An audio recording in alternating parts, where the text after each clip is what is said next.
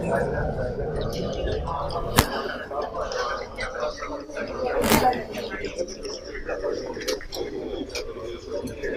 आज के लेक्चर का आगाज करते हैं। आज पहले तो हमने चैप्टर 17 की जो केस स्टडी होम असाइनमेंट के तौर पे आपको दी थी, केस स्टडी डिस्कस करते हैं।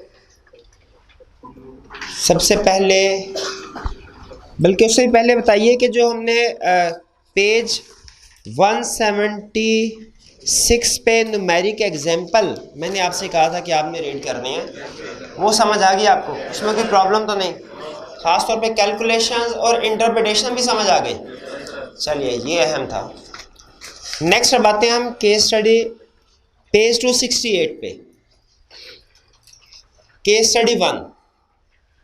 अच्छा, कंसेप्ट कंफर्मेशन और सैम्पलिंग ये प्रैक्टिकली इंटर रिलेटेड कंसेप्ट है, इसलिए कि कंफर्मेशन में भी हम सैम्पलिंग करते हैं। जब हमने डेटर्स या क्रेडिटर्स को कंफर्मेशन लेटर सेंड करने होते हैं तो हम 100% डेटर्स या क्रेडिटर्स को कंफर्मेशन लेटर सेंड नहीं करते, बल्कि सैंपल बेस पे कुछ डेटर्स या क्रेडिटर्स को कंफर्मेशन लेटर सेंड करते हैं। तो इसीलिए एक ही क्वेश्चन में मैं भी वो कंफर्मेशन और सैम्पलिंग दोनों के बारे में पूछ रहा हूँ। ठीक है, यहाँ क्वेश्चन जो है वो आपको मिलते जुलते लगे। तो केस स्टडी 1 जो है ये बेसिकली वो कह रहा है कि मैंने कंफर्मेशन ऑफ रिसीवेबल जो है प्रोसीजर परफॉर्म करना है, लेकिन रिक्वायरमेंट में हमसे ये नहीं कह रहा कि पॉजिटिव कंफर्मेशन अप्रोप्रिएट है कि नेगेटिव। रिक्वायरमेंट में क्या कह रहा है? Discuss which particular categories of receivable might be chosen for the sample. Sample के लिए कौन कौन सी कैटेगरीज को सेलेक्ट करना। तो कैटेगरीज को सेलेक्ट करने के लिए हमने कुछ रूल्स पढ़े हुए हैं कि small number of large items इनको अलहदा सेलेक्ट करेंगे, जिनमें रिस्क है जैसे ओवरड्यू डेट्स या नेगेटिव बैलेंसेस इनको अलहदा सेलेक्ट करेंगे, और रिमेनिंग कैटेगरीज जो हैं उनमें से सैम्पलिंग रैंडमली सैंपल सेलेक्ट कर लेंगे। तो ये केस स्टडी शायद हमने पहले की है कंफर्मेशन वाले में। ठीक है, तो उसमें सैंपल किन बेसिस पे सेलेक्ट करना है ये आपको क्लियर है? जी,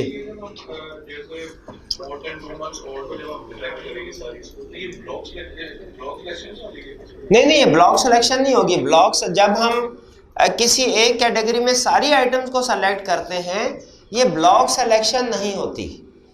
ठीक है, जैसे फर्ज कीजिए हमने हाई वैल्यू आइटम्स जो है वो सारी सेलेक्ट की, तो जब हम सारी हाई वैल्यू आइटम को सेलेक्ट कर रहे हैं तो इसमें लाजमी नहीं कि हाई वैल्यू आइटम सारी की सारी एक ही दिन में रिकॉर्ड हुई है ट्रांजैक्शन, वो डिफरेंट डेज में रिकॉर्ड हुई है।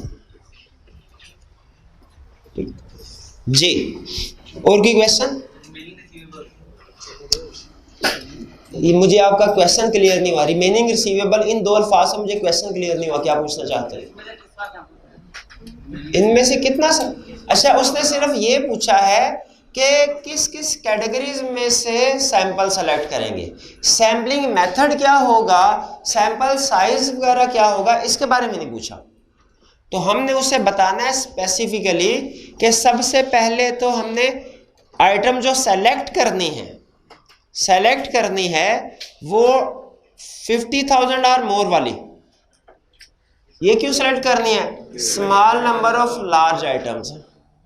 फिर उसके बाद लेस देन 0 वाली, ये क्यों? इनमें रिस्क है किसी ना किसी इमीडिएट ट्रांजैक्शंस का। फिर इसके बाद more than 2 month hold select करने हैं, ये किस लिए? रिस्क है बैड डेट। और रिमेनिंग वाली आइटम्स में से फिर हम सैम्पलिंग करेंगे। ये हमने जितने भी मैंने आपको इससे पहले सिलेक्शन करवाई है ये सैम्पलिंग नहीं थी। ठीक है, लेकिन हम जब भी किसी भी पॉपुलेशन को वेरीफाई करते हैं उनकी क्लासिफिकेशन ज़रूर करते हैं, और क्लासिफिकेशन का ऑब्जेक्टिव यही होता है कि small number of large items जो है अलहदा हो जाएं, रिस्क वाली आइटम्स अलहदा हो जाएं, और इनको हम तो स्पेसिफिकली सिलेक्ट करेंगे, बाकी आइटम में से सैम्पलिंग कर लेंगे। क्लियर हुआ कुछ? जी, और कोई क्वेश्चन? केस स्टडी 1 में तो कोई इशू नहीं। चलिए केस स्टडी 2 पे आते हैं।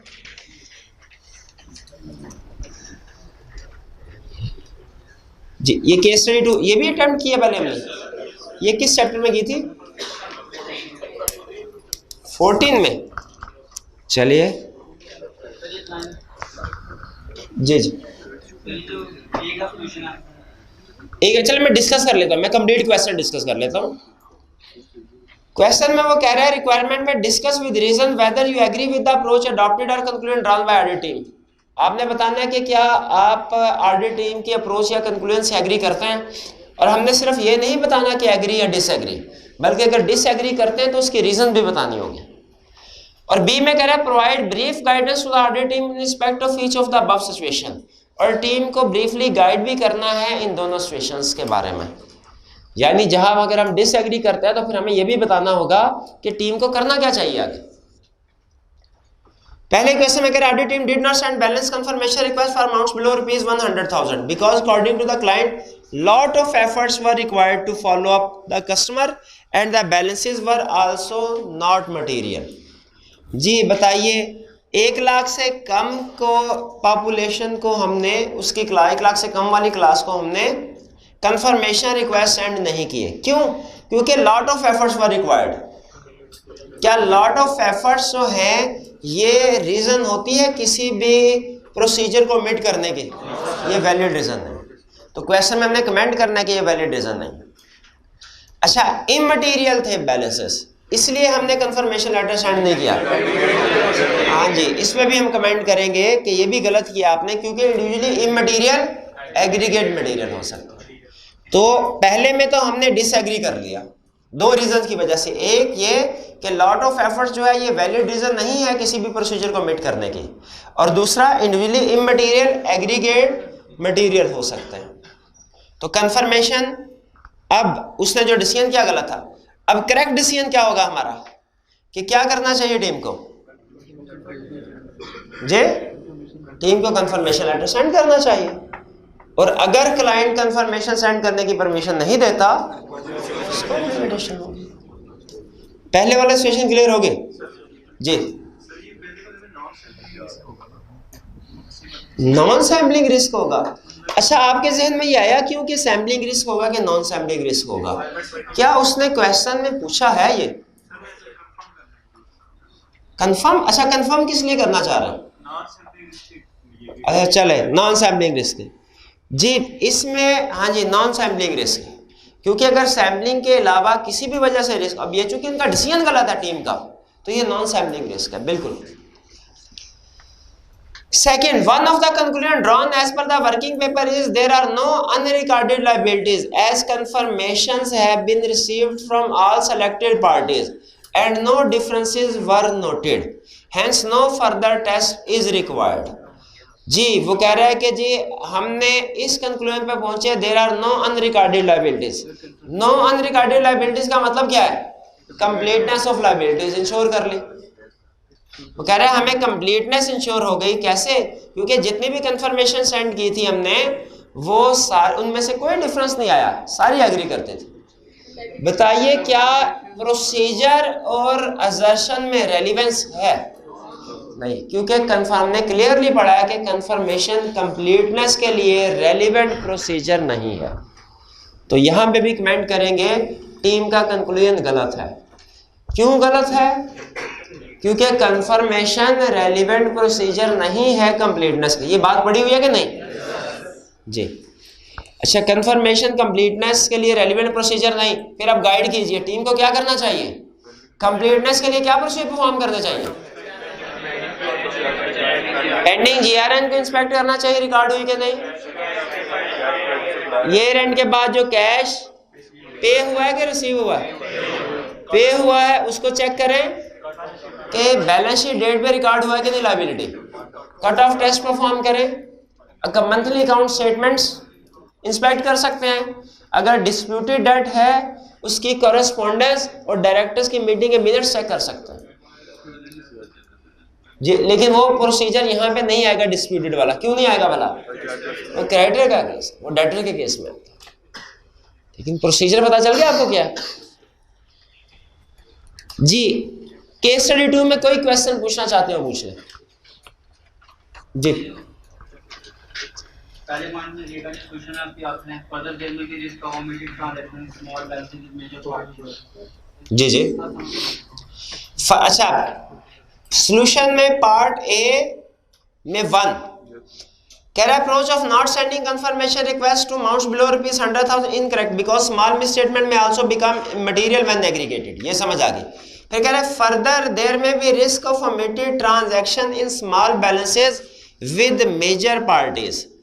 वो कह रहे हैं अगर स्मॉल बैलेंसेस को आप इग्नोर कर देते हैं, बताइए लायबिलिटी में रिस्क अंडर स्टेटमेंट का ज्यादा है कि ओवर स्टेटमेंट का? यानी ज्यादा लायबिलिटी साइड पे ज्यादा रिस्क ये होता है कि क्लाइंट ने लायबिलिटी रिकॉर्ड नहीं की होगी, मे बी कोई ऐसा क्रेडिटर्स हो जिनसे परचेज तो की है लेकिन रिकॉर्ड नहीं किया। तो हमारे अगर किसी क्रेडिटर से हैवी परचेजेस की हैं और रिकॉर्ड नहीं की तो क्रेडिटर्स की लिस्ट में या तो उसका नाम आ ही नहीं रहा होगा या उसका नाम अगर आ भी रहा होगा तो बैलेंस कम होगा। अगर आपने लायबिलिटीज को अंडरस्टेट करने के लिए परचेजेस को रिकॉर्ड ही नहीं किया तो या तो क्रेडिटर में उस पार्टी का नाम आ ही नहीं रहा होगा या आ रहा होगा तो बैलेंस कम होगा। वो कहते हैं इसीलिए अगर आप इममटीरियल समझ के उसको इग्नोर कर देते हैं तो हो सकता है उसमें कोई बड़ी ट्रांजैक्शन हो जो उसने रिकॉर्ड नहीं की। इसलिए हम क्रेडिटर्स में अगर जो रिकॉर्डेड अमाउंट को सेलेक्ट करके कंफर्मेशन लेटर सेंड कर देते हैं, इससे हमारा ऑडिट कंप्लीट नहीं होगा, क्योंकि क्रेडिटर में असल काम जो करने वाला है वो ये देखने वाला है कि लायबिलिटीज कंप्लीटली रिकॉर्ड होगी कि नहीं, और कंफर्मेशन कंप्लीटनेस को इंश्योर नहीं करता। इसका मतलब है कंफर्मेशन रिसीवेबल के लिए तो ज्यादा बेहतर प्रोसीजर है क्योंकि उसमें ओवर स्टेटमेंट का रिस्क होता है, लेकिन क्रेडिटर्स के लिए कंफर्मेशन इतना अहम प्रोसीजर नहीं। क्यों? क्योंकि ये कंप्लीटनेस को इंश्योर नहीं करता और क्रेडिटर्स में असल चीज कंप्लीटनेस है। ठीक है, उसी की रीजन एक्सप्लेनेशन दे रहा है कि हो सकता है क्रेडिटर्स में कोई बड़ी ट्रांजैक्शन रिकॉर्ड ना की हो, बैलेंस उसका स्मॉल आ रहा हो। अब देखिए पिछले साल एक क्रेडिटर का बैलेंस जो है वो 50 लाख था, इस साल उसका बैलेंस 45,000 आ रहा है। आप क्या सोचेंगे? क्या ये सोचेंगे कि हो सकता है इस साल पेमेंट कर दियो, या ये सोचेंगे हो सकता है इस साल उसे परचेज ही नहीं की, या अपनी प्रोफेशनल स्केप्टिसिज्म को सामने रख के ये सोचेंगे कि हो सकता है मेजर ट्रांजैक्शन थी रिकॉर्ड नहीं की। हमने तो प्रोफेशनल स्केप्टिसिज्म के मुताबिक इसी चीज को सोचना है ना। और अगर वो अमाउंट स्मॉल है, इममटीरियल, आपके मटीरियलिटी लेवल से कम है, क्या आप उसको इग्नोर कर देना चाहिए? क्लियर हो गई जी? और कोई क्वेश्चन? ये जो लो वैल्यू ट्रांजैक्शंस हैं ये रिलेटेड पार्टी से भी हो सकती हैं। क्वेश्चन में उसने केस स्टडी में डिस्कस किया रिलेटेड पार्टी से, तो फिर तो कुछ भी हो सकता है। अगर इस तरह सोचेंगे ना, जो इंफॉर्मेशन क्वेश्चन में नहीं है उसके बारे में सोचेंगे, और फिर कुछ भी हो सकता है रिलेटेड पार्टी से हो सकता है गवर्नमेंट से हो सकता है 1 साल हो गया हो सकता है 10 साल हो गए हो। हाँ जी बिल्कुल, वो छोड़ बिल्कुल तो वो उसको छोड़ना गलत है, छोड़ना गलत है। ठीक है, हम भी यही कमेंट करें। अगर आप रिलेटेड पार्टी वाली एजम्पशन ले भी लेते हैं, अमल तो आपको नहीं लेनी चाहिए एजम्पशन ये, क्योंकि क्वेश्चन में उसका जिक्र नहीं है। हम उस साइड पे क्यों जाए, क्वेश्चन को क्यों डिस्कस करें। लेकिन अगर आप वो एजम्पशन ले भी लेते हैं, स्टिल आप इसी कंक्लूजन पे पहुंचेंगे कि उसे इस बैलेंस को इग्नोर नहीं करना चाहिए। ठीक है जी, और कोई क्वेश्चन? केस स्टडी 2 क्लियर है? केस स्टडी नेक्स्ट है हमारी।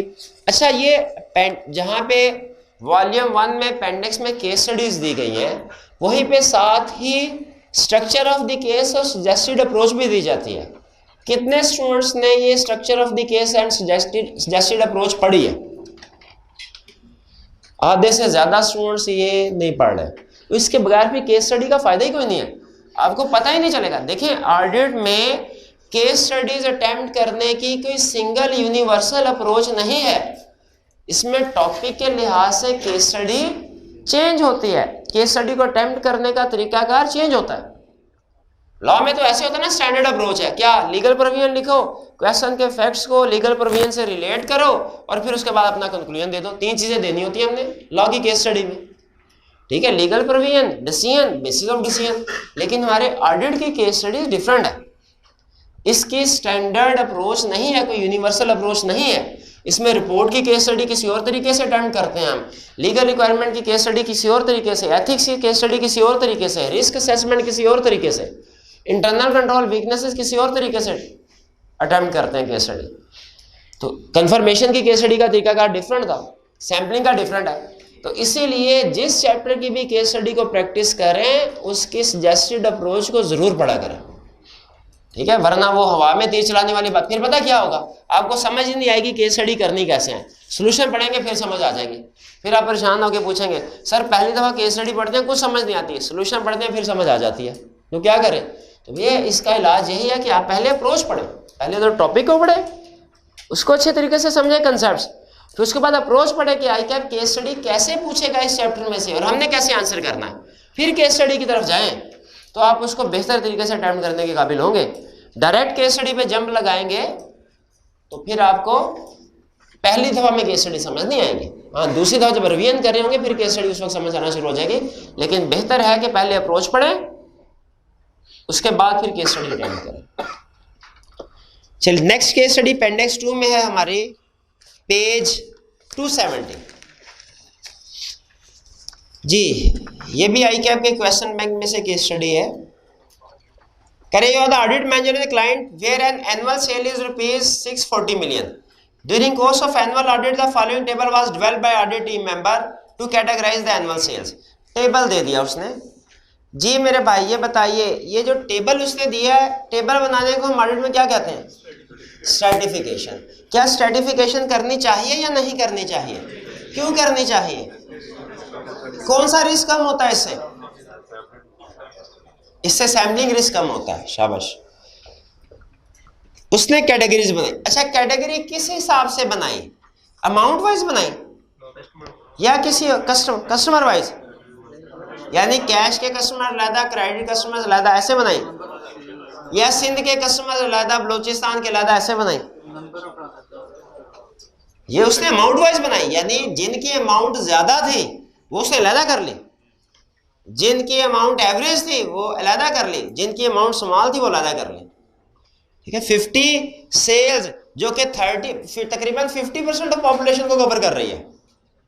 ये क्या है? ये small number of large values. अच्छा, फिर इसके बाद स्ट्रैटिफिकेशन देने के बाद क्या कह रहा है? Sohail, a team member is of the view that if verification of all the transaction category is carried out, there is no need to perform further procedure. कह रहा है कैटेगरी ए में से सब पे प्रोसीजर परफॉर्म कर लो, सबको check कर लो, तो फिर बाकी कैटेगरीज को सेलेक्ट करने की जरूरत नहीं है। सही कह रहा है क्या? गलत कह रहा है? क्यों गलत कह रहा है? इसलिए अच्छा, हम उसकी आधी बात से एग्री करते हैं कि कैटेगरी ए में से सारी आइटम को सेलेक्ट कर लेना चाहिए, इससे एग्री करते हैं। क्यों करते हैं इससे agree? Small number of large population. लेकिन उसकी ये बात कि कैटेगरी बी और सी को इग्नोर कर दिया जाए, इससे एग्री नहीं करते। क्यों एग्री नहीं करते? क्योंकि अगर इन दो को आप इग्नोर कर देते हैं, आप कैटेगरी ए पे तो ओपिनियन दे सकेंगे, बता सकेंगे कैटेगरी ए ठीक है, कैटेगरी बी और सी के बारे में कोई ओपिनियन नहीं दे सकेंगे। जिस कैटेगरी में से सैंपल ही नहीं उठाया उसके बारे में ओपिनियन कैसे दे सकते हैं हम कि ये ठीक है कि गलत है?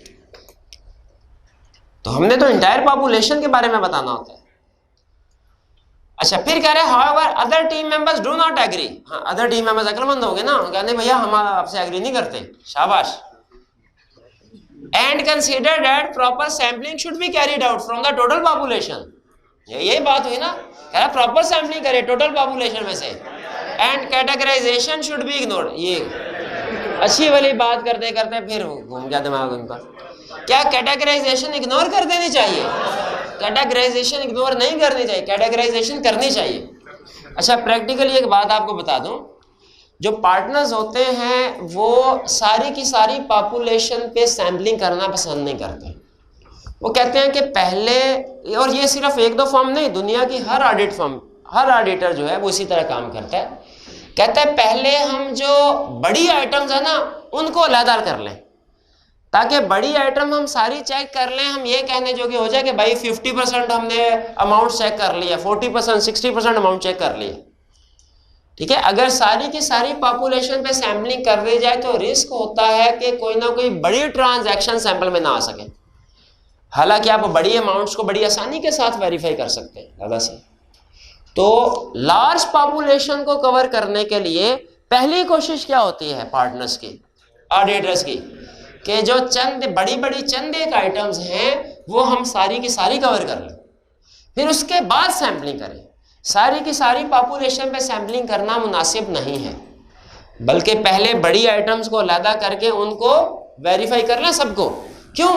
ताकि पॉपुलेशन का बड़ा हिस्सा वेरीफाई हो सके। इसलिए कि अगर सैम्पलिंग आपने सबकी कर दी ना, तो फिर उसमें अगर कोई बड़ी आइटम सेलेक्ट ना हुई, सारी पॉपुलेशन पे सैम्पलिंग की, बड़ी आइटम सेलेक्ट ना हुई, तो फिर इसका मतलब है अगर उसमें कोई मसला था तो आप तो गए। लेकिन अगर बड़ी आइटम सारी आप वेरीफाई कर लेते हैं अलहदा से, उसके बाद सैम्पलिंग करते हैं छोटी आइटम्स में, उनमें अगर कोई प्रॉब्लम नजर आती है, प्रॉब्लम बाद में कोई आइटम हमारी सैंपल में नहीं आई, उनमें बाद में पता चलता है मिस स्टेटमेंट, हमारे पास फिर भी थोड़ा बहुत क्वेश्चन है कि यार छोटी आइटम थी, हो सकता है वो दूसरी अमाउंट के साथ मिलके मटेरियल बने, हो सकता है ना बने, इसमें हमारे पास फिर भी बचने का कोई चांस है। लेकिन अगर बड़ी आइटम सिलेक्शन ना की हमने और उसमें मिस स्टेटमेंट निकल आई, हमारे बचने का कोई चांस नहीं। इसीलिए प्रैक्टिकली पार्टनर्स क्या करते हैं, ऑडिटर्स क्या करते हैं, पहले हमेशा स्ट्रेटिफिकेशन करते हैं और बड़ी आइटम्स को अलहदा वेरीफाई कर लेते हैं, सबको सेलेक्ट कर लें, तसल्ली हो जाती है कि मेजर पोर्शन पॉपुलेशन का कवर हो गया। और फिर छोटी आइटम भी चूंकि इंडिविजुअली मटेरियल एग्रीगेट होकर मटेरियल हो सकती है, उनमें से भी फिर सैंपल सेलेक्ट करते हैं। लेकिन उन्हें तसल्ली हो चुकी होती है कि यार इनमें अगर कोई मिस स्टेटमेंट हमें नहीं भी मिलती ना, हमारे सैंपल में नहीं भी आती, तो कम से कम इतनी तसल्ली तो है कि वो छोटी मिस स्टेटमेंट होगी, बड़ी मिस स्टेटमेंट नहीं होगी। बड़ी वाली ट्रांजैक्शन तो हमने अलग कर ली। इसीलिए यहाँ पे उसे अब दोनों गलत है। एक कह रहा है कि एक ए को सबको सिलेक्ट करो, बी और सी को ना करो, और दूसरा कह रहा है सब में से सिलेक्ट कर लो लेकिन कैटेगराइजेशन इग्नोर कर दो, दोनों गलत है। तो सही अप्रोच क्या होगी? सही अप्रोच उसने पूछी है? सही अप्रोच नहीं पूछी। लेकिन आप बताइए इस केस में सही अप्रोच क्या होगी? कैटेगराइजेशन करें, सर्टिफिकेशन करें, कैटेगरी ए में सबको सेलेक्ट करें और बी और सी में सैम्पलिंग करें। ठीक है जी, ये क्लियर हो गया आपको? अब उसकी रिक्वायरमेंट की तरफ आते हैं। पहले कह रहे explain how audit efficiency is improved by using about table से कैसे एफिशिएंसी इंक्रीज होती है? सर्टिफिकेशन से सैम्पलिंग रिस्क कम हो जाता है, रिस्क कम हो जाए हमारा सैंपल साइज कम हो जाता है, और काम कम करना यही तो एफिशिएंसी कहलाता है। एफिशिएंसी और इफेक्टिवनेस में क्या फर्क है? एफिशिएंसी का मतलब है कम काम करना, ठीक है, कम वक्त में काम करना। एफिशिएंसी का मतलब ये है कम वक्त में काम करना। और इफेक्टिवनेस का मतलब क्या है? अपना ऑब्जेक्टिव पूरा करना। ठीक है, तो इससे हमारा चूंकि सैम्पलिंग रिस्क कम हो जाता है, सैम्पलिंग रिस्क कम होने से हम फिर ये सैंपल साइज कम हो जाता है, सैंपल साइज कम होने से हम कम वक्त में अपना ऑडिट कंप्लीट कर लेते हैं, इसलिए ये एफिशिएंसी है। एफिशिएंसी क्लियर हो गई? Next, list other ways in which the sales population may be categorized. बताइए और किन किन तरीकों से सेल्स पॉपुलेशन कैटेगराइज हो सकती है? Product wise, month wise classification हो सकती है, geographic location wise, cash sales, credit sales, related party, unrelated party, but ठीक है काफी है।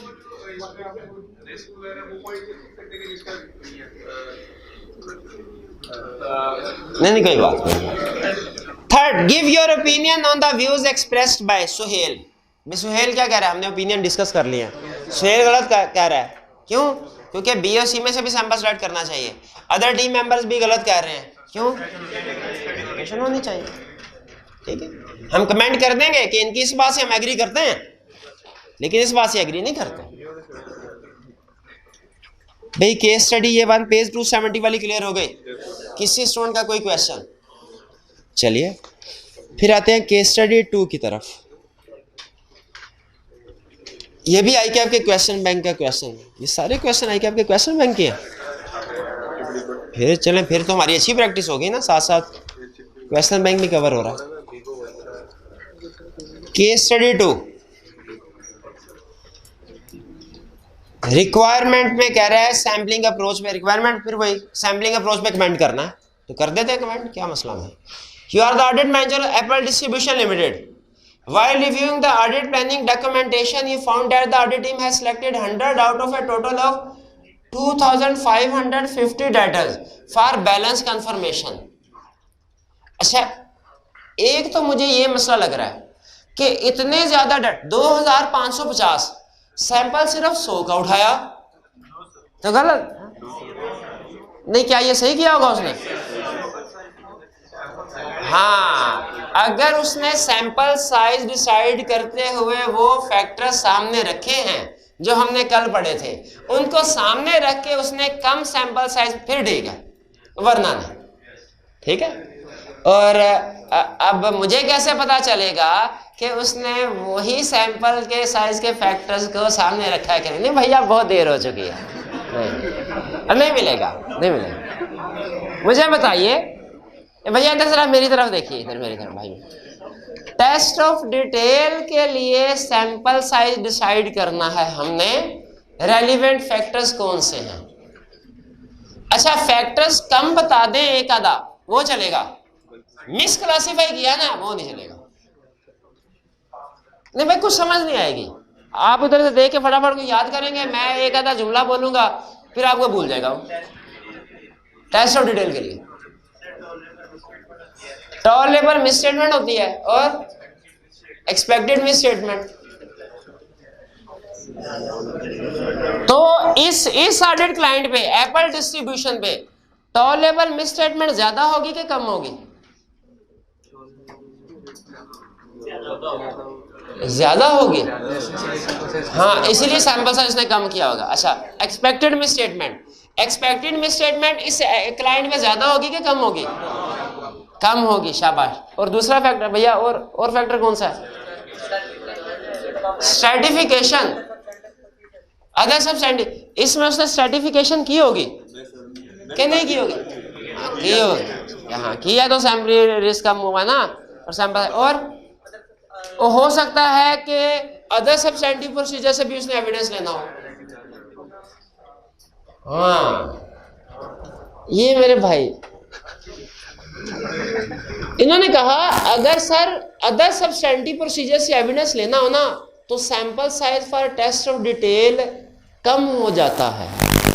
आप इनकी बात से सहमत हैं? से भी एविडेंस लेना हो, जैसे एनालिटिकल प्रोसीजर वगैरह, अदर सब्सटेंटिव प्रोसीजर से भी एविडेंस लेना हो, तो sample size for test of detail कम हो जाता है, कम हो जाता है। अच्छा, वो कह रहा है कि मैंने बैलेंस कंफर्मेशन करनी है। अगर बैलेंस कंफर्मेशन के अलावा भी किसी दूसरे प्रोसीजर से एविडेंस ले सकता, वो ले सकता है। बताइए, रिसीवेबल को कुछ को बैलेंस कंफर्मेशन लेटर सेंड किया, कुछ को बैलेंस कंफर्मेशन लेटर सेंड नहीं किया। जिनको कंफर्मेशन लेटर सेंड नहीं किया उन पे क्या अदर प्रोसीजर हो सकते हैं वेरीफाई करने के लिए? शाबाश, मंथली अकाउंट स्टेटमेंट चेक करेंगे, ईयर एंड के बाद कैश पे हुआ कि रिसीव हुआ, कोई नहीं बोलेगा। अच्छा, रिसीव हुआ, डेटर्स का केस है। ईयर एंड के बाद जो कैश रिसीव हुआ देखेंगे, ईयर एंड पे उसका रिसीवेबल रिकॉर्ड हुआ था कि नहीं हुआ था? सबका तो रिसीवेबल नहीं होगा ना, कैश रिसीव नहीं हुआ होगा। Partly receivable supporting document check कर लेंगे, शाबाश। डिस्प्यूटेड रिसीवेबल है तो कॉरेस्पॉन्डेंस चेक कर लेंगे, और कट ऑफ, बिल्कुल ठीक है, शाबाश। चलिए अब आते हैं नहीं, आज वहाँ बैग में रखा है।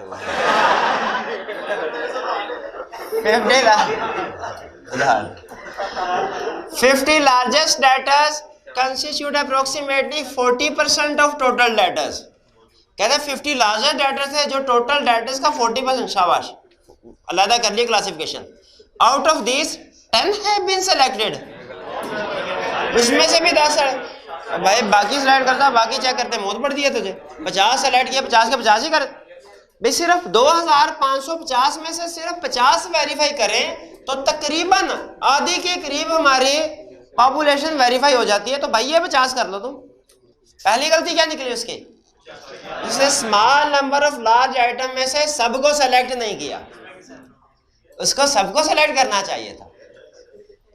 ठीक है। दूसरी category 90 other data was selected through haphazard sampling. अच्छा, ये लिखना चाहिए कि कोई मसला नहीं, या ये लिखना चाहिए कोई मसला नहीं अगर नॉन स्टैटिस्टिकल सैम्पलिंग यूज हो रही है। क्या बेहतर है? नॉन स्टैटिस्टिकल सैम्पलिंग यूज हो रही है तो कोई मसला नहीं, हैप्पैजार्ड यूज करें।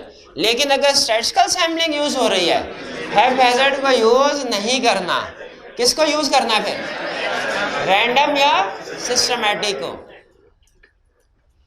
Third point, all data below ₹5,000 वर इग्नोर्ड एज इमटेरियल।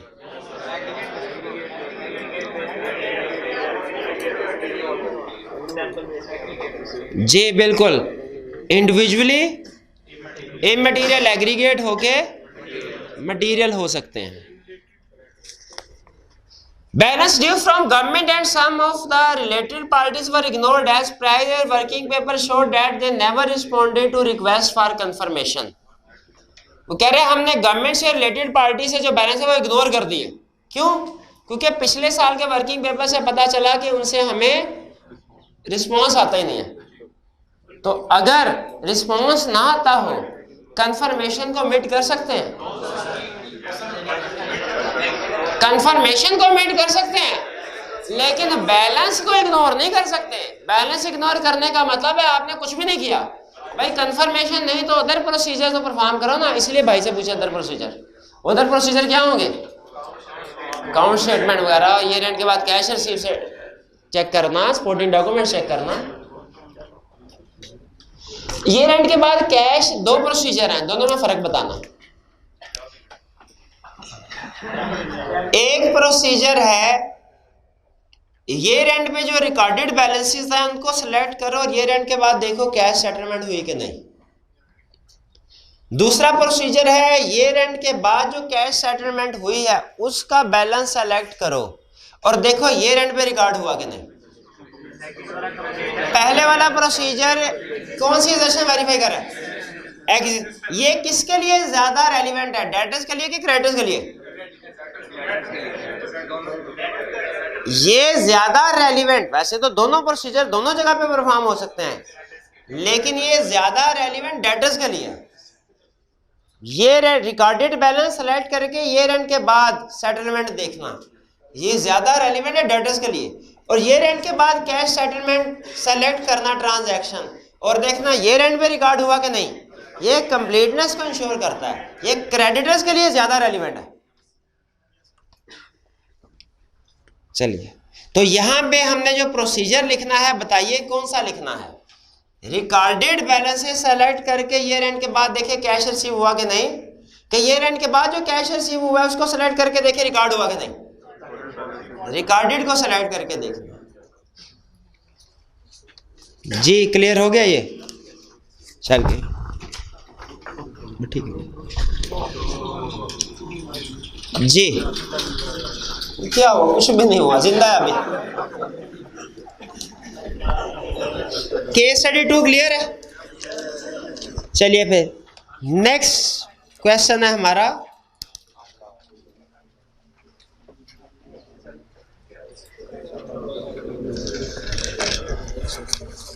जी। इसमें वो कह रहे हैं कि discuss with reason the appropriateness और otherwise of the following decision taken by the audit seniors on different assignments. हमने बताना है कि जो उन्होंने डिसीजंस लिए अप्रोप्रिएट है कि नहीं।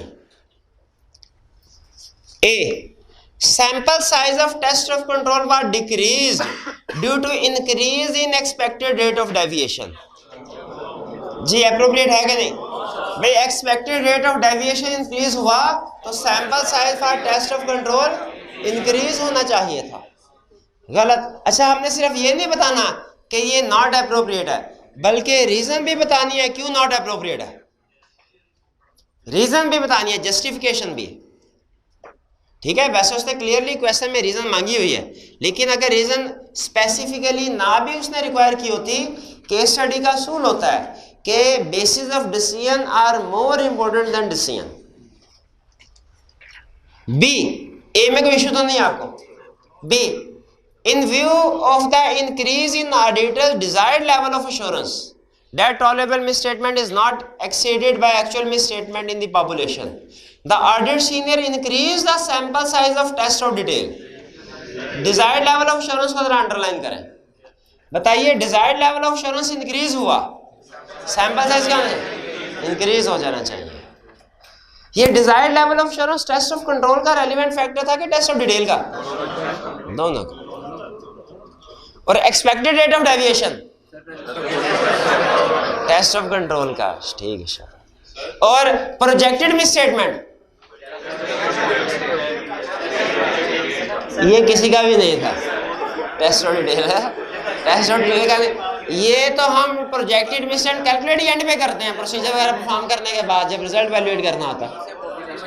हाँ पी से पॉपुलेशन नहीं जी. Next C, sample size of test of control was decreased because the sampling was done after stratification of data. Stratification के बाद सैम्पलिंग रिस्क कम हो जाता ना, तो सैंपल साइज में डिक्रीज कर दिया तो गलत किया. इसलिए कि स्ट्रैटिफिकेशन टेस्ट ऑफ डिटेल के लिए रेलिवेंट है, टेस्ट ऑफ कंट्रोल के लिए नहीं. ये तो सोल्यूशन देख लिया आपने, फौरन पॉइंट पिक कर रहे हैं. जब सिर्फ क्वेश्चन सामने होता है ना तब पता चलता है. ये टेस्ट ऑफ कंट्रोल का लफ्ज जो है वो नोट किया कि नहीं किया आपने? हाँ कोई बात. D, sample size of test of detail was increase due to increase in tolerable rate of deviation. आपको बताया था ना उसके दो ही उसके दाव हैं सैंपल साइज वाले क्वेश्चन में. एक वो फैक्टर को मिसक्लासिफाई करवाता है और दूसरा इंक्रीज डिक्रीज में घुमाता है, तो ये भी रेलिवेंट फैक्टर नहीं है. ई में कह रहा है as the expected rate of deviation was unacceptably high, the audit senior decided not to perform test of control. अच्छा इतनी की बात से हम एग्री करते हैं, उसे यही करना चाहिए था कि expected rate of deviation unacceptably high है, टेस्ट ऑफ कंट्रोल परफॉर्म ना करो. फिर कह रहे हैं and carried out test of details on 100% items. नहीं ये उसने सही नहीं किया क्या? या इसमें क्या प्रॉब्लम है, ये इन भाई से पूछे. हाँ जी डेविएशन टेस्ट ऑफ डिटेल के लिए वो कह रहा है, इसलिए मैंने test expected rate of deviation की बेस पे तो डिसीजन ये हुआ ना कि हमने टेस्ट ऑफ कंट्रोल परफॉर्म नहीं करने, ये ठीक है. लेकिन कह रहे हैं फिर हमने 100% टेस्ट ऑफ डिटेल परफॉर्म किए. क्या टेस्ट ऑफ डिटेल 100% परफॉर्म करने के लिए ये वाला फैक्टर रेलिवेंट है? जब हम ऑडिट में कुछ एरियाज पे 100% टेस्टिंग करते हैं, बिल्कुल करते हैं. किन केसेस में? उनमें ये केस नहीं है, तो कौन से केस हैं? Small number of large balances, risk is high which can not be reduced by other means, cost efficient, और पॉपुलेशन इज होमोजेनस है नॉट होमोजेनस, नॉट होमोजेनस. जी तो ये क्लियर हो गए क्वेश्चन, इसमें कोई प्रॉब्लम तो नहीं. अब चैप्टर को क्लोज कर दें. हमने कंसेप्ट, अगर सैम्पलिंग के किसी कंसेप्ट में कोई इशू है, क्वेश्चन पूछना चाहते हैं तो पूछ लीजिए. हाँ जी नहीं, सैम्पलिंग यूनिट में और पॉपुलेशन में फर्क है. सुन लें डिफरेंस क्या है सैम्पलिंग यूनिट और पॉपुलेशन में. आपने लॉ पढ़ा है, मुझे बताइए फर्म में और पार्टनर में क्या फर्क है? फर्म कलेक्टिवली सारे पार्टनर्स को कहते हैं फर्म, और इंडिविजुअली एक पार्टनर्स को कहते हैं पार्टनर. वही फर्क पॉपुलेशन और सैम्पलिंग यूनिट में है. जो क्या बात है, कोई बात नहीं. सेल्स के टी काउंट में जितने भी सेल्स की ट्रांजैक्शंस हैं, उन सारी ट्रांजैक्शन को कलेक्टिवली कहते हैं पॉपुलेशन, और इंडिविजुअल उन ट्रांजैक्शंस को कहते हैं सैम्पलिंग यूनिट. ठीक है, population is equal to all sampling unit. बात समझ आई? तो सैम्पलिंग यूनिट्स ही सारे मिलके पॉपुलेशन कहलाते हैं. जी और कोई क्वेश्चन?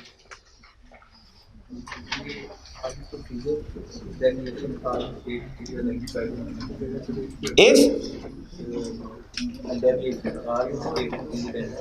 हाँ जी, अगर कोई हमें ऑडिट प्रोसीजर परफॉर्म करते हुए डेविएशन या मिस स्टेटमेंट नजर आती है, हमने ये देखना है कि कहीं वो एनोमली तो नहीं।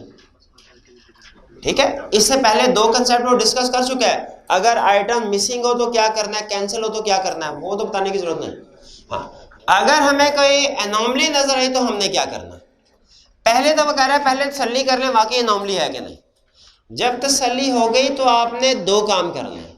एनोमली चूंकि रिप्रेजेंटेटिव ऑफ पॉपुलेशन नहीं होती, ये पॉपुलेशन में बार बार अकर नहीं हुई होती, ये कोई अबनॉर्मल इवेंट की वजह से, एक्सेप्शनल इशू की वजह से राइज होती है, इसीलिए वो कहते हैं इसको प्रोजेक्शन में यूज ना करें। प्रोजेक्शन में यूज करेंगे तो आप ये अज्यूम कर रहे हैं कि ये पूरी पॉपुलेशन में बार बार अकर हुई है। कह रहे से प्रोजेक्शन में यूज ना करो, तो फिर क्या करें? प्रोजेक्शन नहीं करनी, सैम्पलिंग से निकाल दिया, फिर क्या करें? कह रहे या तो 100% सिलेक्शन की बेस पे सारी आइटम उस जगह की जहां पे ये अबनॉर्मल इवेंट अगर हुआ वो सेलेक्ट कर लो, या स्पेसिफिक आइटम के जरिए से फर्दर प्रोसीजर हमने परफॉर्म करना है ताकि जो मजीद गलतियां उस इवेंट की वजह से हुई हैं हम वो आइडेंटिफाई कर लें। जैसे टेम्परेरी एम्प्लॉय 2 दिन के लिए आया, हमारे सैंपल में उसकी कोई गलती आ गई, तो क्या हमें सिर्फ ये वो गलती को करेक्ट कर लें? क्या सोचें अगर इसने ये ट्रांजैक्शन गलत किया, इसने वो ट्रांजैक्शन भी गलत की होगी। जिसने सेल ऑफ इन्वेंट्री की ट्रांजैक्शन गलत रिकॉर्ड कर दिया, उसने अगर फिक्स एसेट सेल हुआ है उसकी ट्रांजैक्शन तो कंफर्म गलत रिकॉर्ड की होगी। एक्सपेंशन में भी हो सकता है उसने गलत। तो जो जब तक वो टेम्परेरी एम्प्लॉय था, इसका मतलब है तब तक उसके जितने भी सिग्निफिकेंट ट्रांजैक्शन होगी हमने वो अलहदा से चेक करनी है, चाहे वो हमारे सैंपल में नहीं आई लेकिन फिर भी चेक, क्योंकि उनमें मिस स्टेटमेंट हमें नजर आ गई, उनको फिर प्रोजेक्शन में यूज नहीं करते। ठीक जी, क्लियर हो गया ये कंसेप्ट? और कोई क्वेश्चन? जी, हाँ, अगर ये मल्टीपल टाइम में ये एरर अकर हो रहा है फिर ये एनोमली नहीं होगा, इसको प्रोजेक्शन में यूज कर। जैसे वो सारा साल ही टेम्परेरी एम्प्लॉय नहीं काम किया तो फिर हम कहेंगे ठीक है, फिर वो एनोमली की डेफिनेशन में नहीं आएगा, उसकी फिर प्रोजेक्शन करते हैं। जी, और कोई क्वेश्चन? चलिए, चैप्टर 17 को हम क्लोज कर रहे हैं। हाँ, कल के लिए होम असाइनमेंट नोट कर लीजिए। कल के लिए होम असाइनमेंट आपकी क्वेश्चन वॉल्यूम 2 में से, केस स्टडी वाला जो वॉल्यूम है उसमें से। ये असाइनमेंट लिखने लगे क्या? क्या नहीं, असाइनमेंट जो लिखवाने लगे वो लिखने लगे ना आप? हाँ, लिखें। सबसे पहले लिखें, ये असाइनमेंट रिटन फॉर्म में करनी है, ना असाइनमेंट करना भूलना है, ना रजिस्टर कर भूलना है। पहले तो ये लिखें, बाकी असाइनमेंट बाद में लिखेंगे। हाँ, ये पहले लिखें, क्योंकि एग्जाम में भी आपको पता है क्वेश्चन से ज्यादा अहम क्या चीज होती है भला? रिक्वायरमेंट पढ़ना और रिक्वायरमेंट को समझना। तो पहले तो रिक्वायरमेंट लिख लेना, होम साइड में लिखाता हूँ। हाँ, और किसी ऐसी जगह लिखें इसके बाद सारी जिंदगी आपकी नजरों से ना गुजरे। घर जाके तो बिल्कुल गलती से भी सामने ना आए, पता नहीं कौन से छोटे से सफे पे लिखा है भाई, लादा किताब किसी जगह पे लिखना।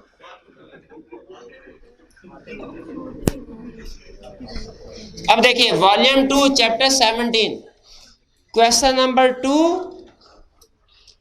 3, 4, चले बस आप भी क्या याद करेंगे।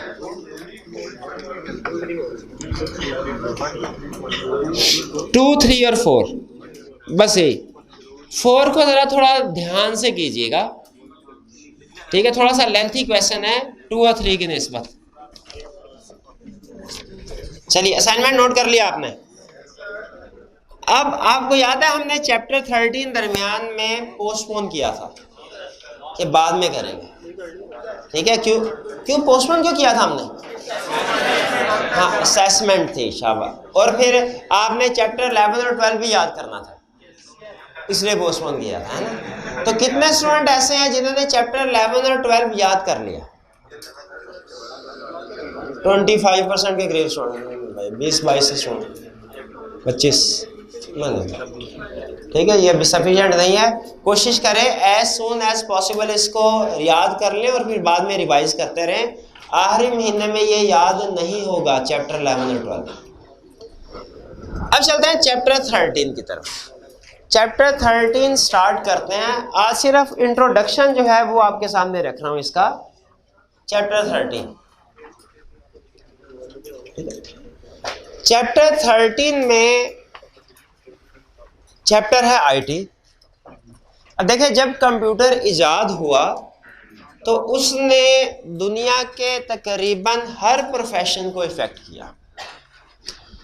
हमारे ऑडिट को भी इफेक्ट किया और हमारे ऑडिट से पहले क्लाइंट को भी इफेक्ट किया, क्योंकि जब कंप्यूटर आया तो अक्सर ने अपने ऑपरेशंस में कंप्यूटर को इस्तेमाल करना शुरू कर दिया। उन्होंने कहा जी हम जो वो एक पेज बना के परचेज ऑर्डर, सेल्स ऑर्डर वगैरह जो है वो देते, शेयर करते हैं सप्लायर के साथ, कस्टमर के साथ, क्यों ना हम electronically purchase order, sales order बनाया करें और ईमेल या किसी और सॉफ्टवेयर के जरिए से शेयर किया करें कस्टमर के साथ या सप्लायर्स के साथ।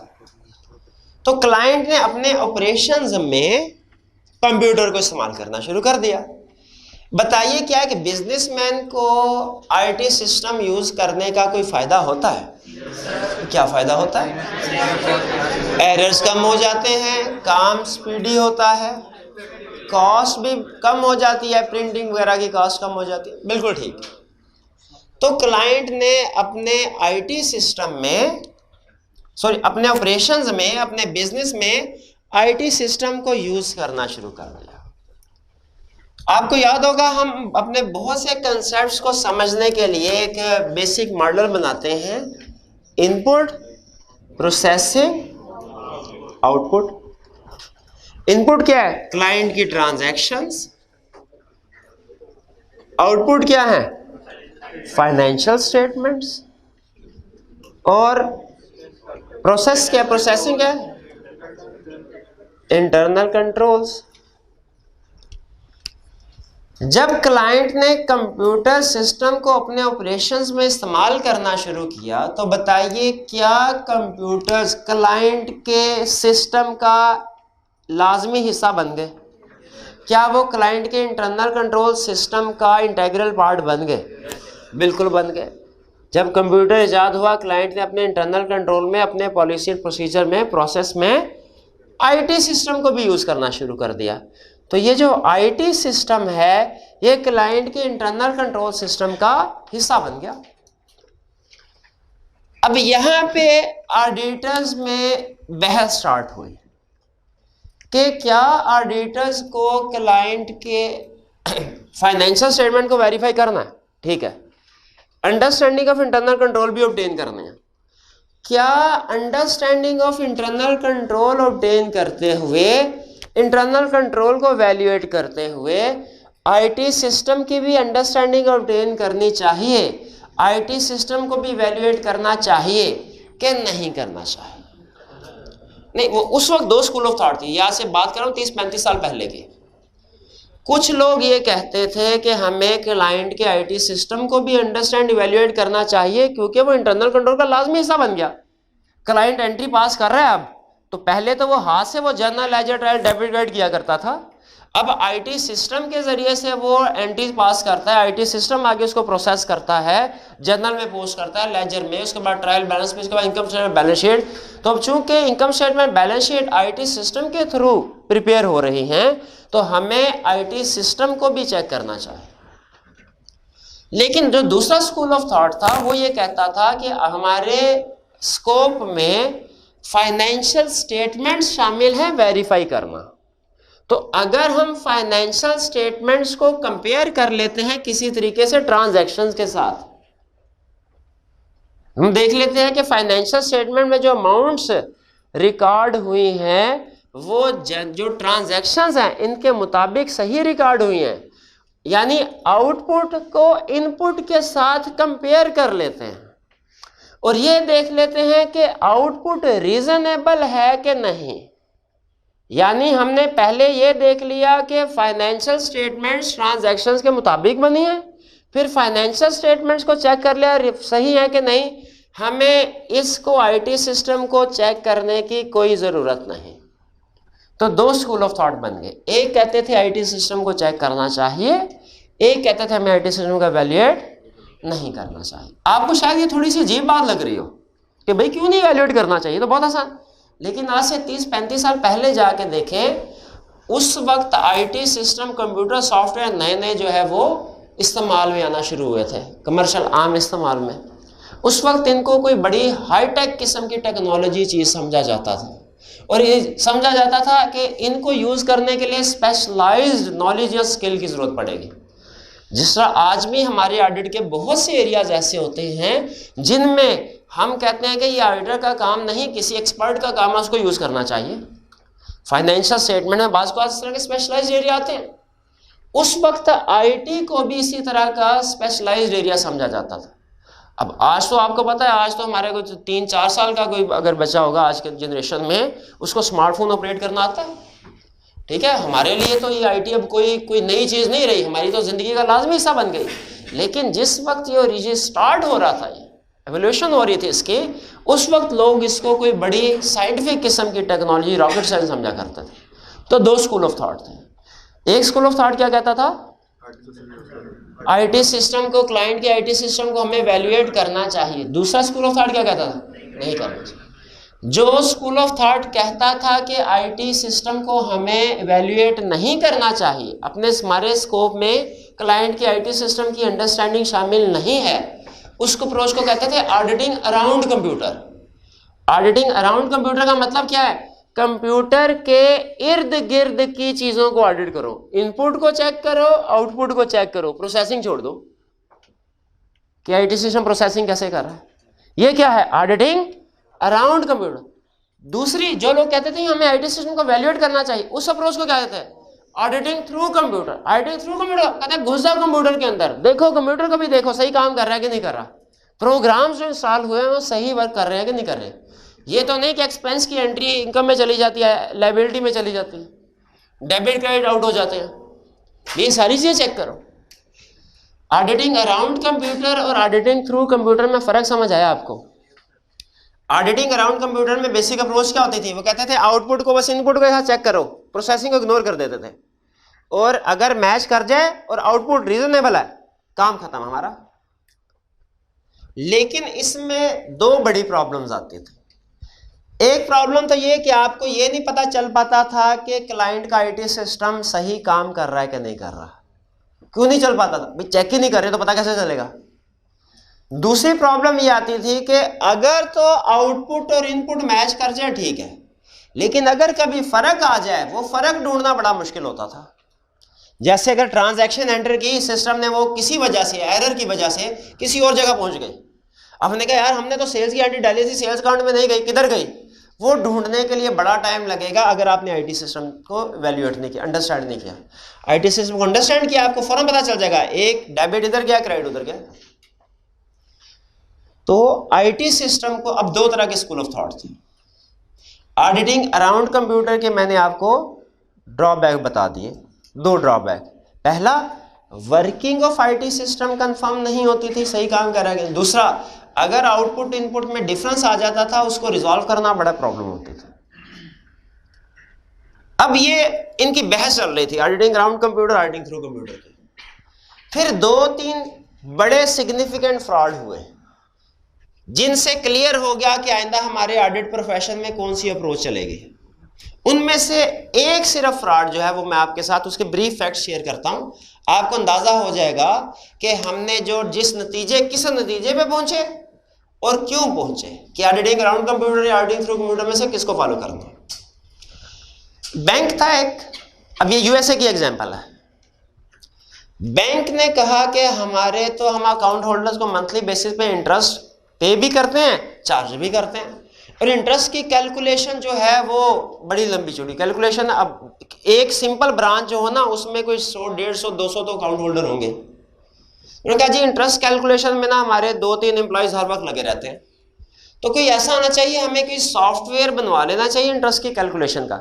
हम उसमें सिर्फ इंटरेस्ट रेट एंटर करें और कस्टमर का बैलेंस एंटर करें, वो ऑटोमेटिकली इंटरेस्ट कैलकुलेट करता रहे। ये लंबी चौड़ी कैलकुलेशन से जान छूटे, टाइम बचे। बैंक ने एक प्रोग्रामर को, एक डेवलपर को हायर किया। प्रोग्रामर या डेवलपर कौन होता है, जो सॉफ्टवेयर बनाता है, और जो उसको यूज करते हैं उनको कहते हैं ऑपरेटर या यूजर। बैंक ने प्रोग्रामर से कहा कि आप हमें इंटरेस्ट की कैलकुलेशन का सॉफ्टवेयर बना दीजिए। उसने कहा सर मसला ही कोई नहीं है। उसने सॉफ्टवेयर बना दिया। सॉफ्टवेयर बनाया तो उसमें उसने एक हिडन कमांड एंटर कर दी, क्या कि जब कभी तुम इंटरेस्ट अब ये कंप्यूटर में प्रोग्राम में हम समझते हैं ना कंप्यूटर कभी गलती नहीं करता, भाई कंप्यूटर गलती नहीं फ्रॉड भी करता है। अगर उसमें कमांड ऐड की जाए फिर खुद से नहीं करेगा, लेकिन अगर उसमें कोई कमांड ऐड कर दी जाए वो गलती भी करेगा, वो फ्रॉड भी करेगा। उसने कमांड क्या एंटर की हिडन, कि जब तुम इंटरेस्ट की कैलकुलेशन करो, अगर इंटरेस्ट आए 130.35 डॉलर तो तुमने बैंक के एक्सपेंस में एंट्री डालनी है 130.35 डॉलर, कस्टमर के अकाउंट में लेके जाने हैं 130 डॉलर। जो $0.35 है ये मेरे इस हिडन अकाउंट में डाल देना, और बाद में वो उससे विड्रॉल करवा लेता था। अब देखिए क्या बैंक को पता चला इस ट्रांजैक्शन का? उसकी तो डेबिट क्रेडिट पूरी है। कस्टमर को पता चला इस ट्रांजैक्शन का।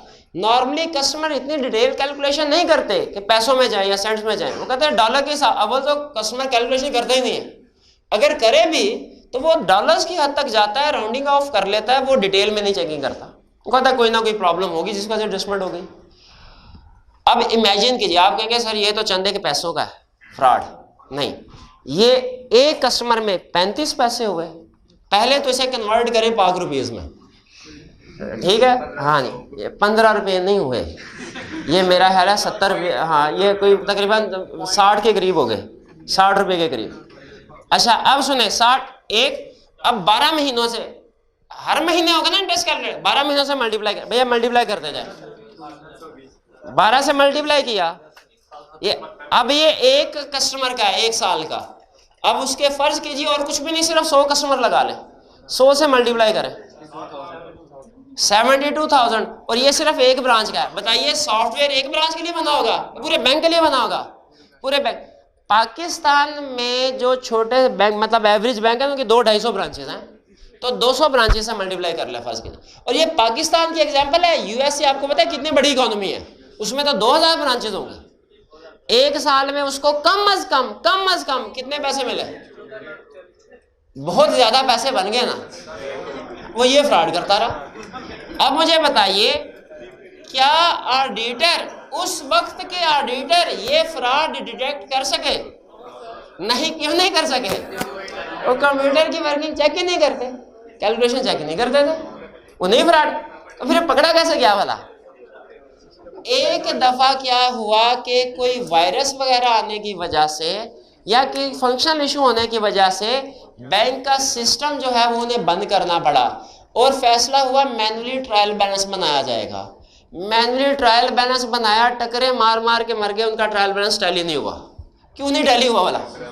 वो हिडन अकाउंट जो था वो इंक्लूड नहीं कर रहा था। और फिर बाद में जब उन्होंने इन्वेस्टिगेशन की तो पता चला प्रोग्रामर ये फ्रॉड कर रहा है। अब ये एक छोटी सी एग्जांपल दे रहा हूँ, इसके अलावा और भी बहुत सी एग्जांपल हैं। जब इस तरह के फ्रॉड सामने आए, मैनेजमेंट पे क्रिटिसिज्म होता है, ऑडिटर पे भी क्रिटिसिज्म हुआ, तब फिर ऑडिटर ने फैसला किया। उन्होंने क्या फैसला किया कि आज से ऑडिटिंग थ्रू कंप्यूटर नहीं करनी, ऑडिटिंग अराउंड कंप्यूटर करने हैं। अच्छा हाँ बिल्कुल यही देख रहा था, आप सो तो नहीं गए। ऑडिटिंग अराउंड कंप्यूटर नहीं करनी, ऑडिटिंग थ्रू कंप्यूटर करनी है। ये फैसला किन्होंने किया? यूएसए में फैसला हुआ। और फिर इस फैसले की बेस पे आईकैब ने भी एक फैसला किया, क्या कि हमारे ऑडिट के पेपर में आईटी का चैप्टर भी होना चाहिए। भाई होना चाहिए कि नहीं होना चाहिए? भाई आप आईटी सीखेंगे तो फिर ही ऑडिटिंग थ्रू कंप्यूटर कर सकेंगे ना। आईटी के कंसेप्ट सीखे बगैर ऑडिटिंग थ्रू कंप्यूटर थोड़ी कर सकेंगे। क्लियर हो गया? तो अब देखें, इस सारी आज की डिस्कशन से हमने सिर्फ एक चीज सीखी। वैसे घर जाके लर्निंग ऑब्जेक्टिव 7 पढ़ लेना आपने, जो डेफिनेशन प्रॉब्लम्स होंगी उनको रटा भी लगा लेना जो भी हमने डिस्कस किया। लेकिन अगर आप कहना सर कंसेप्ट क्या है, कंसेप्ट, तो कंसेप्ट एक है क्या, अगर हमारा क्लाइंट आईटी सिस्टम यूज कर, सुनिएगा जरा, कंक्लूजन के ऊपर आ रहा हूं, उसके बाद लेक्चर खत्म।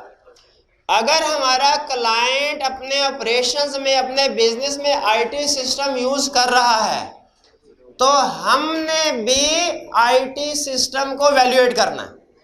और बताइए क्लाइंट के आईटी सिस्टम को वैल्यूएट करना है तो वो मुहावरा सुना आपने, लोहे को लोहा काटता है। तो अगर क्लाइंट आईटी सिस्टम यूज कर रहा है, उसके आईटी सिस्टम को वैल्यूएट करना है, तो हम हाथों पैरों से वैल्यूएट करेंगे क्या? हमारे पास भी तो आईटी सिस्टम होना चाहिए, ठीक है। हमारे यहाँ तो पार्टनर से कहेंगे सर हमें लैपटॉप दे, वो कहेगा क्यों लैपटॉप क्यों दूं? Sir client IT system use कर रहा है, हमने भी आईटी सिस्टम यूज करके ऑडिट करना है। पार्टनर कहेगा एक शर्त पे लैपटॉप दूंगा। अगर ये बताओ कि जब ऑडिटर ऑडिट प्रोसीजर परफॉर्म करने में आईटी को यूज करे तो उन प्रोसीजर को क्या कहते हैं? कैट्स। कैट से क्या बनता है? Computer assisted audit technique. Electra का लैपटॉप आपका हुआ। लेक्चर खत्म।